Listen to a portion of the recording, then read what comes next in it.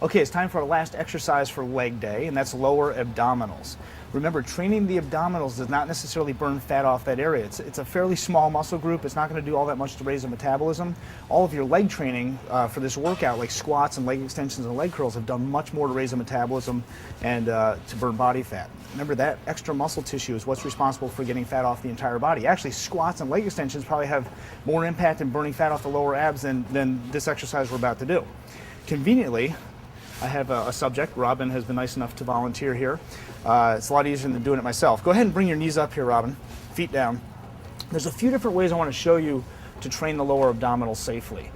Remember, leg lifts, anything where your feet are out far away from you and you're arching your lower back, works the hip flexors. It really doesn't put much emphasis on the abs. And what we're trying to do is basically rotate the pelvis bone to the sternum. So when you did upper abs, you pulled down, you went sternum to pelvis. That worked more the upper abs. When you do lower abs, you're bringing the pelvis to the sternum. It's the opposite direction. And you can't help but work upper when you work lower. I mean, they do kind of contract together, but this does help isolate it. And I find if I work abs, if I split them up, at least do a little bit of my abdominal region each and every workout, it really helps you focus a little bit more on diet and just kind of stay back into your entire routine. Helps you keep accountable on dietary principles and cardio, and just keeps your whole program in check. This is probably the most basic way to work lower abdominals. All you're going to do, keep your hands down like this, and just bring your knees back towards your chest. All you're doing is a rotation of the hips, just a little bit, and then back down, tapping your toes to the table or the mat if you're on the floor, just like that. Now, this motion, go ahead and bring your feet up for a second. This motion right here, anything past this is more hip flexor. It's not really getting the abdominal muscles all that much. So you really don't want your knees to go that much further than this, like a 45-degree angle at most. So what I tell people is to touch your toes, tap your toes down to the table, and then rock back. So by doing this, if you tapped anything other than your toes, like your entire foot or your heel, you'd be tempted to go further away. You'd keep your feet farther away from your body. You can feel your back start to arch. And slowly back down, just like that. So that's the first basic exercise for lower abdominal training. Now, Robin here is a mother of two twins, so she's in phenomenal shape considering, or even not, right? But we're gonna do a little bit more advanced principle here. You're gonna bring your knees back to your chest, and now rotate, pushing your fingers into the table, so your hips actually are gonna rise off the table a little bit, and then back down, tap your toes. So dig your fingernails, dig your ends of your finger, just like that. This is actually a much more direct exercise for the lower abdominal muscles because the hips are coming up. You want to breathe out while you exhale. Breathe out on the way up, slowly down, tap the toes. All the way back, hold it. Feel a little tougher, right? Or you can just go until the hips just touch and then go right back. This involves really no hip flexors whatsoever. Okay, take a little break. So that's one exercise for the lower abdominals. You probably already felt it a little bit. Feel free to push in there, dig in with your fingers and get some leverage because you're going to tend to tilt towards your lower body. You want to push against it. Now you could do this with your hands behind your head or on your chest and do an upper body crunch at the same time, but we're trying to basically segment the body parts, segment the abdominals into different regions. Upper abs one day, lower abs another, obliques another. Okay, one way of providing resistance on your lower abs is to cross one foot over your knee, just like that, okay?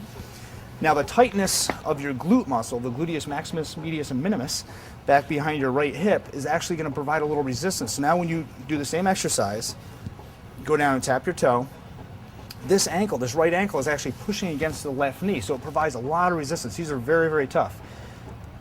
You keep going until I'm done talking, okay? Now, just like I mentioned before, when you're training obliques, if you're training one side, you don't want to do the same side every day first. So some days you're going to train your left side first. Some days you're going to keep going, train your right side first, and alternate. You could do like 5 one way, 5 another way, back and forth, and slowly down. That's good. That's good. Do you feel this a little bit? Yeah. Don't forget to do the other side, and you can rest a little bit in between. That's a full set. You're going to go to the point of probably close to failure.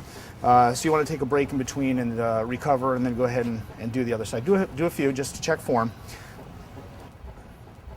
Now remember, if you keep your foot close to your body and only tap your toe, you're not going to use your hip flexor. If the foot comes away from your body, back down like this leg, the right leg in this case, goes more than 45-degree angle, and you start to feel a little bit of an arch in your lower back. So be very careful just to tap your toe on the way back down. You don't have to think about anything else other than tapping your toes. Bring it back, try to get a little bit of a pause, rock your hips if you can, if your back doesn't bother you at all when you do this, and down. That's good. So some days do one leg first, some days do the other leg first, but make sure you get them both. Okay, a little bit more advanced exercise now for lower abdominals, and there's a lot of different things you can do. You can do aboriginal straps, you can do hanging knee lifts, and there's a wide variety of exercises. I'm trying to show you some safe ones that will accommodate most people regardless of their current state of health. Okay, this is going to be a modified leg lift. We're not going to do a leg lift going all the way to the ground because that involves the hip flexors and arches the lower back. So what I want you to do, Robin, is place your feet up like this and bring them down to my hand right here. That's about as far as you ever want to go this direction. Anything beyond that, you can feel your back start to arch. So right to there, that's a safe position. So feet right to my hand here. Go ahead and bring your feet back to my hand there, just like that. So basically that's the range of motion. Now if you get a little pause here in the fully contracted position, it's better and it's harder. Hold it and then slowly back down. Breathing out while you contract concentrically. Breathe out, slowly back down. With abdominal training, we're still trying to fatigue the muscle within 15 repetitions or so. So in order to do that, you have to move very slowly when you're doing this. You can go a little bit lower down here. Okay. Now, if you want to do any more of a range of motion without injuring the lower back, you may want to provide a little support to your lower back with your hands. Bring your feet down for a second. Put your hands in fists, and you're actually going to sit on the back of your wrists. Okay, hands apart just a little bit, and hands are going to be this direction. So you're actually going to make like a little bit of a divot or a pocket in the back of your wrist just to provide a little lower back support. Your glutes are going to kind of sit in there, your hip bones. Now bring your feet back up. Might feel a little bit better. Okay, do the same thing. You might be able to go a little further down without your lower back arching. And you can come back a little farther this way if you want, as long as your lower back doesn't bother you. Or, a little bit more difficult here, we're going to go like this into 4 stages. Up, and then try to push your feet up towards the ceiling, down, and down. So it's like a 4-stage movement. Up, down, down. That's the exercise. Up, up, good. Hold on one second. If your legs are straight in this position and you go down, that's much more hip flexor involvement. So you always want to have your knees slightly bent in this position. Okay, try a few on your own. And try to get that pause at the top. Breathing out. It's supposed to be hard. You're only supposed to do less than these, less than this many.